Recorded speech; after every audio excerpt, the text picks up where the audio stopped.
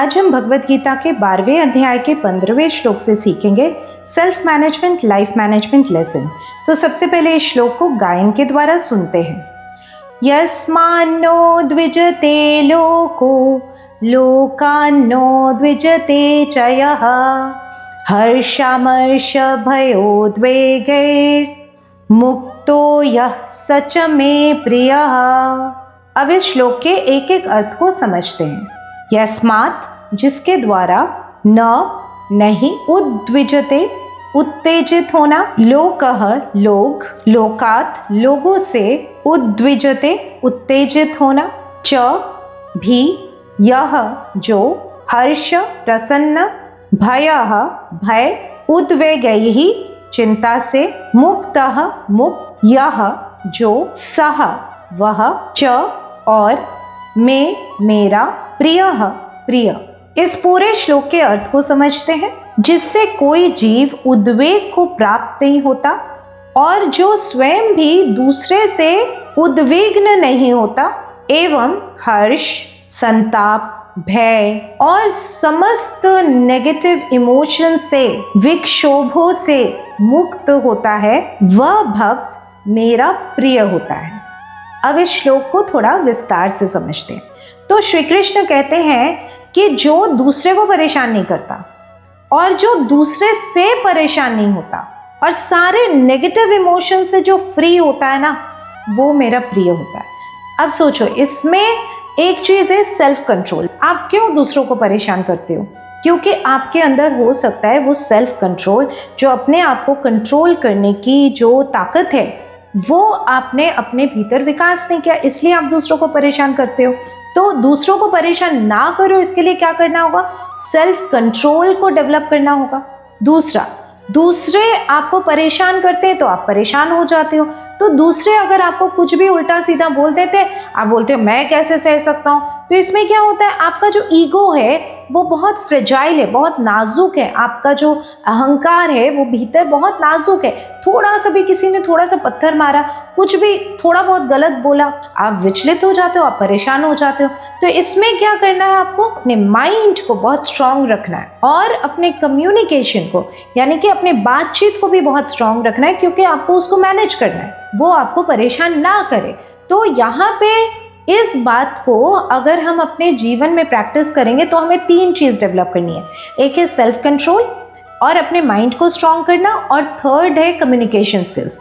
ये 3 को हमें स्ट्रांग करने की बहुत ज़रूरत है, तभी हम दूसरों से परेशान नहीं होंगे और दूसरों को परेशान नहीं करेंगे और नेगेटिव इमोशन से हम फ्री हो सकते हैं। जब कौरव और पांडव युद्ध कर रहे थे तो भीष्म पितामह तो पांडव को ज़्यादा पसंद करते थे, वो चाहते थे कि पांडव ही जीते, लेकिन वो पूरी ताकत के साथ कौरव के पक्ष से लड़े, क्योंकि उनको ये था कि यही मेरा धर्म है, यही मेरा कर्तव्य है। अब अंत में जब उनको तीर लगा और वो पूरे बाणों की, मतलब आप सोचिए उनका जो बेड था, बिस्तर था, वो पूरे बाणों का बना हुआ था, एरोज का बना हुआ था, उसके ऊपर वो लेटे हुए थे। तब भी उन्होंने ना कि कौरवों को कुछ कहा, कुछ बुरा भला कहा, ना कि पांडवों को कुछ बुरा भला कहा। वो शांत होके दोनों को आशीर्वाद ही दे रहे थे, सबके लिए भला ही सोच रहे थे। भीष्म पितामह का व्यक्तित्व क्या था? बहुत खुशी में वो बहुत उत्तेजित नहीं होते थे, और जब कष्ट भी मिलता था उसमें भी बहुत दुखी नहीं हो जाते थे, उस कष्ट को भी सहते थे, और इसी से तो उनका पावर बढ़ता गया। तो आपके जीवन में भी हो सकता है कि छोटे मोटे कुछ दुख होंगे, कुछ कष्ट होगा, उसको टॉलरेट करते हुए, उसको सहते हुए अपने लक्ष्य का ध्यान रखते हुए लक्ष्य की तरफ बढ़ते जाओ।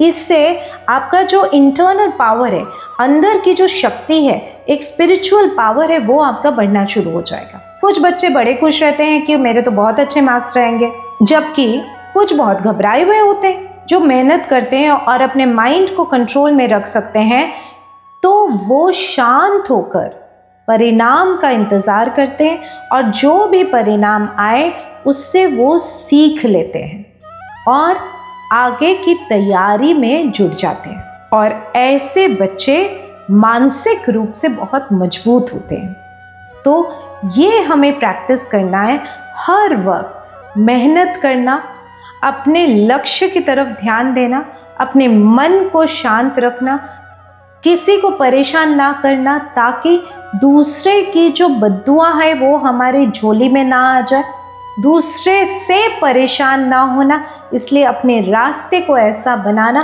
कि कोई आपको परेशान कर ही ना पाए, अपने व्यवहार को ऐसा रखना। आप सोचिए क्लास में अगर कोई बच्चा है जो हर किसी को चिढ़ाता है, हो सकता है कुछ छात्रों को उनके ऊपर गुस्सा आता है तो कुछ बच्चे उनसे डरते रहते हैं, पर जो बच्चा चिढ़ा रहा है वो अपना गड्ढा खुद बना रहा है, क्योंकि चिढ़ाना जो है बहुत लोअर कैटेगरी ऑफ बातचीत है और तारीफ करना, अप्रिशिएट करना, किसी का प्रशंसा करना वो हायर लेवल ऑफ कम्युनिकेशन है, उच्च स्तरीय बातचीत है, हायर कैटेगरी ऑफ बातचीत है। तो आपको ये ध्यान देना पड़ेगा कि आप निम्न स्तरीय बातचीत करते हैं या उच्च स्तरीय बातचीत करते हैं, आपकी क्वालिटी ऑफ बातचीत क्या है। तो जब आप क्वालिटी ऑफ बातचीत पे ध्यान देंगे और क्वालिटी ऑफ बातचीत को उच्च स्तरीय यानी कि हायर ऑर्डर में लेके जाएंगे तो आपका जीवन भी उसी डायरेक्शन में ऊपर की ओर बढ़ना शुरू हो जाएगा।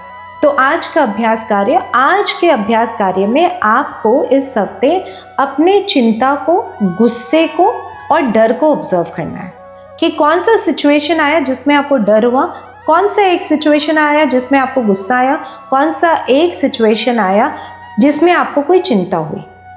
अब वो तीनों चीज़ नोट करने के बाद देखो कि उस समय आपके विचार क्या चल रहे थे।